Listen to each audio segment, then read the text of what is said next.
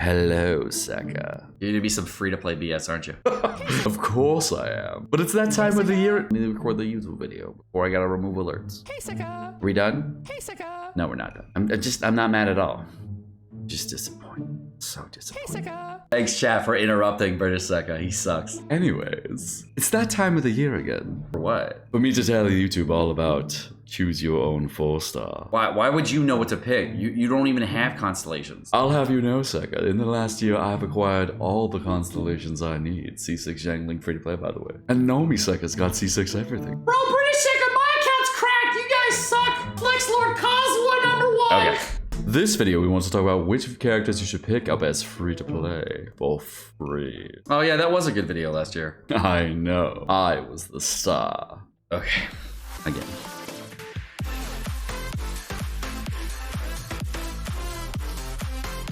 British Seka a dick even a year ago.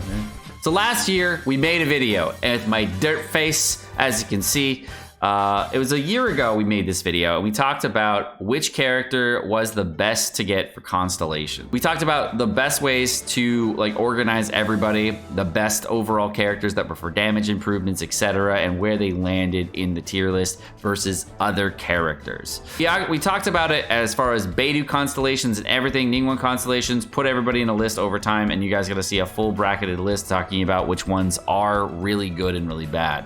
These ones were really good for last year, and they definitely had a lot of oomph to it. And what I'll do is I'll change this up, and we will talk about the differences between now versus last year, which is really interesting. So we're gonna be rating characters in 5 different categories. First is useless as fuck. These characters are terrible. Don't even bother if you're gonna go for this at all. Second one is non-essential. Basically, as it sounds, it's okay, not great. It's not worth. Next up, we have the worth it, but there's a caveat. So there's some characters that are worth picking up, and some things that are worth picking up over time, but they're not necessarily like the best things about any character. The next tier is gonna be a huge boost to any character, and the last one are the things that you have to pick up no matter what. These are the big essential ones. So first up, we have Beidou. Now, Beidou, as far as a Constellation Zero Beidou, is not great. She's definitely an okay character and doesn't really change anything for your account. I personally don't like Zero Beidou that much, and I feel like the thing that makes her a lot better is Constellation 3, as well as the biggest one, Constellation 2. Constellation 2 Beidou is probably the most important constellation for her because it's actually like a 66% damage increase or something like that, because it actually will make it so that your Electro Ultimate, instead of bouncing 3 times, it now bounces 5 times. So you get a huge damage increase as far as the C2 Beidou. It's a definite must pick up summit thing. It's the first one we gotta talk about, definitely the most worth. C1 is kind of non-essential, not really helpful at all. Doesn't really do much for you. C4 increases your normal attacks and stuff. It's not really great. C5 is pretty darn good here as for damage, and so is C6. So C5 and C6 I definitely find to be pretty worth it because Beidou's an ultimate based character, and those two are pretty big as far as ultimate boosts go, so definitely worth overall. Next up, we have Chongyun. He's a non-essential character nowadays. The only thing you really need him for is shield break, and if you wanted to pick up for C0, you could make arguments for worth it.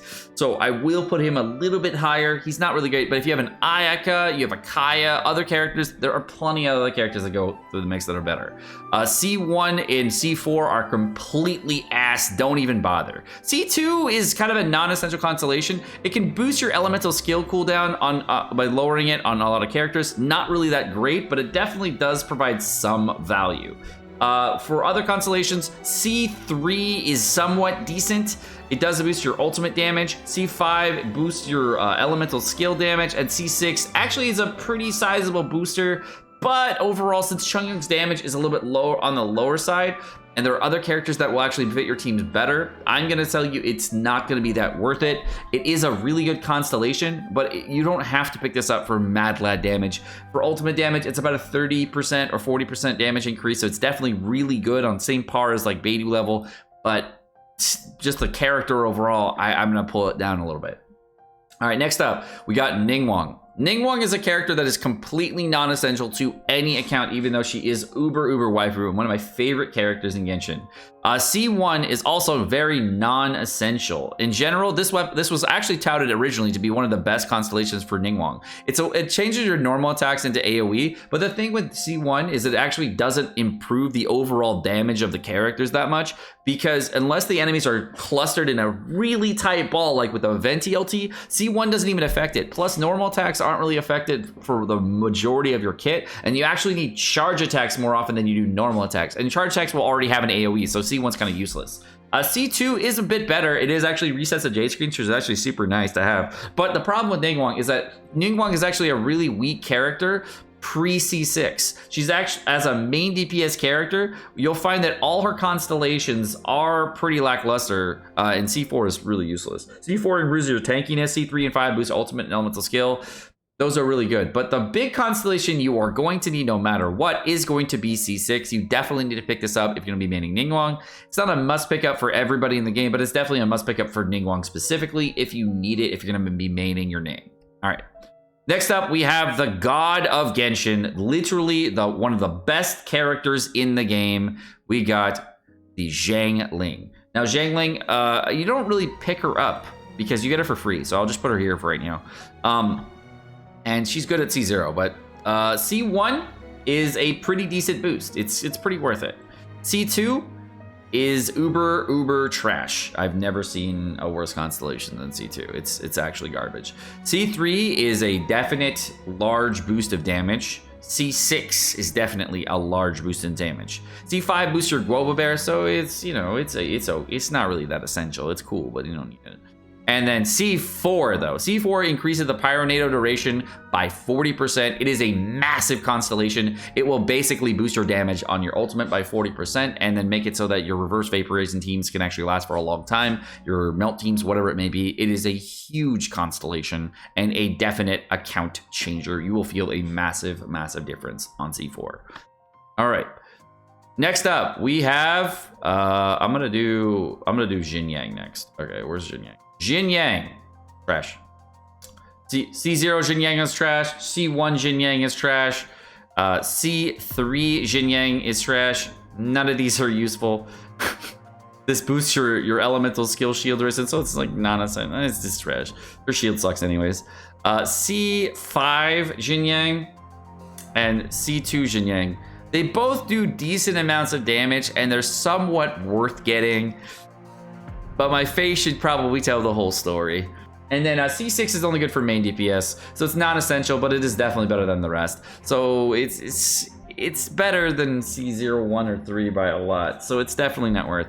And then C4 is a really interesting constellation because what it'll do is C4 will actually boost the shield shred, the physical shred that you're doing. So it's actually better than most of the other constellations, but it's not a huge boost to your team. So you don't really see it unless you're going for like a one-tap Eula build. You almost never use this. Plus Rosaria C6 is way better than this nowadays. So, and Rosaria is a significantly better character for Eula. So Xinyan's kind of just an outdated character. Plus she's a year old, or over a year old, as I told today. So not really the rest. All right. Next up we have Xinqiu. And Xinqiu at C0 is worth it, but it's not that great. C1 also kind of not that great. But the big one, C2, is a game changer. Constellation 2 Xinqiu actually increases the duration of your ulti and provides Hydro resistance shred. So this provides a huge value to Hu Tao teams because you can't really swirl the Hydro, and there's not really big ways of reducing Hydro resistance on the team besides Zhongli Shield. So this is a huge pickup for him as far as the overall damage goes, because it can actually be up to a 15% damage increase in general just for the raw damage on it, plus the duration increase, which is probably another 15%. So overall, probably a 30% damage increase in general on the Xinqiu. It's a pretty sizable constellation. For C3, C3 is okay. It's not the best. It's okay. It's definitely decent. It's one of those mid-range constellations. C4 is a huge boost for him because it's actually the only multiplicative constellation in Genshin, for as I know, as far as damage boosting. You can actually get a full multiplicative 50% boost to your elemental skill here, and that's a huge damage boost overall. C5 is pretty nice as far as damage goes because it is going to boost your elemental skill. But it's worth it, but it's not nearly as much as some of the other constellations in Genshin. And you'll definitely feel like you're more impactful in other constellations. It's a huge damage increase, but definitely not, you know, it's talents, you know, it helps, but not the best, you know. I guess it's an elemental skill. Maybe we say 3 up here, but like, you know, maybe. Like, they're all good, but you know, they're not as good as C6. But I would say there's only one essential constellation for him. So C4 and C6 are definitely, you know, big boosters, but C2 is, you know. All right, next up we got Yanfei. And Yanfei is obviously a very bad character at C0. She's probably the worst or the second worst character at C0. This character is absolutely giga trash at C0. C1 provides a huge bonus to the character, and is definitely one of those constellations for damage that really changes her a lot. But at C0, oh god, no, please no, don't do it. C2, it's a kind of a non-essential constellation. It boosts your crit chance below a 50%, or crit damage, I believe, below 50%, somewhere one of the two. It's not really that great. It doesn't really feel impactful when I was doing it. When I was playing with the character, that really didn't help that much. C3 is not really a great constellation either because it just boosts elemental skill damage. It's okay, again, not great, not the best. C4 though, C4 is a huge pickup, big pickup. The reason C4 is a huge pickup is that it's actually gonna give you a 45% HP shield, and it actually completely enables an entire another way of playing her. And this, you can build her on an HP full build. This is an entire build called Tangfei. I have an entire video on this if you wanna check it out, link in the description below if you wanna check out Tangfei. She's actually very strong, so if you never checked that out, it's really strong. C5, again, kind of a decent booster, not the greatest, but C6 is the big one. C6 is her biggest constellation for damage, so if you're going for a DPS route on Yanfei, C6 definitely changes things a lot. It will definitely provide the most value for damage for her entire kit. So if you're looking for the two biggest constellations for her, it's C4 and C6, but C3 and C5, they're okay, just not game changer. All right, and the last character we gotta talk about is Yunjin. Now, if you already have everything else, and you have all 3 of these, and you don't need to pick up any of these for damage, this is a must pick up. You've been playing the game for over a year, just pick up Yunjin, dude. She looks awesome. From the live stream stuff and the information they were giving her, she looks like she's gonna be the next sub DPS character that's gonna be brought to Genshin, and she's a defense scaling 4-star. So that means that over time, we're gonna be able to get C6 on free-to-play accounts, budget accounts, etc. So picking her up now definitely saves you a little bit of time as far as in the future. So I definitely think Yunjin is the big must pick up overall for this go around. And I do know what her constellations do, but I can't talk about them, because I've never looked at a leak, never. But if you did want to pick her up, she is great, and constellations for her look pretty interesting. I would never give you any information about leaks for her, because I don't want to do that on this channel. I know a lot of you guys don't like leaks, but yeah, her constellations look good. Comparing the two lists, picking up Xiangling last time, of course, was useless because I just put it at a bottom tier. C4 Beidou, all through the Chongyun stuff, all that was the same. Xinyan stuff is the same. The only thing I forgot, I guess, was like the C2 Xiangling and the med tier, or the one up for non-essentials. I actually put Xiangling C6 there, which, you know, was not a smart choice, not in retrospect. You know, it's hard to know that the pyro boosting from Bennett and the snapshotting and all the other all the mechanics in there. C5 Xiangling is also a lot lower, but you know, that was before we knew that. I think this is before I knew it was multiplicative. I'm not quite sure though. And I mean, this C5 is quite low for Xinqiu, and I think it's low because I didn't know at the time that it was C4 was a multiplicative constellation, and C5 made it a lot better. I definitely have Ningguang rated a lot higher before, and I thought that she was going to be a much stronger character going through this, but it looks like now I don't think as much as Ningguang as I did before. And I definitely downrated, we got Beidou C2 pretty hard, C4 Xiangling, and the big one, which is I think it was C2 Xinqiu is the only one that I have high rated. And then all the other ones kind of just went way down as far as like how I rated them. And I think it was because we did the first rating tier list on the one on the right here, based on how the character plays differently versus like the damage increases overall and like the actual encounter improvement basically are. And I actually am like more, I guess I'm more jaded now, I guess, towards some of the characters' damage and where they really lie based on other characters. And it's kind of interesting to see because there's a lot more characters that have like Ganyu style damage at C0 for 5-star characters, and the 4-star characters as main DPS have kind of fallen up, but the sub DPS have boosted up pretty heavily. Whereas Chongyun kind of fall off the wayside because he is completely replaced by like Ayaka and other characters. So pretty interesting how different it is from last time. And then C2 Xinyan, as we know, is not great anymore because C2 Xinyan and Xinyan in general are just bad. All right, well, that's gonna do it for this video. My name's Sekapoko. Thank you so much for watching. Hope you guys enjoyed this video. If you guys did enjoy the video, let me know what you guys think about this Constellation tier list in the comments section down below. You have a wonderful rest of your day. Peace.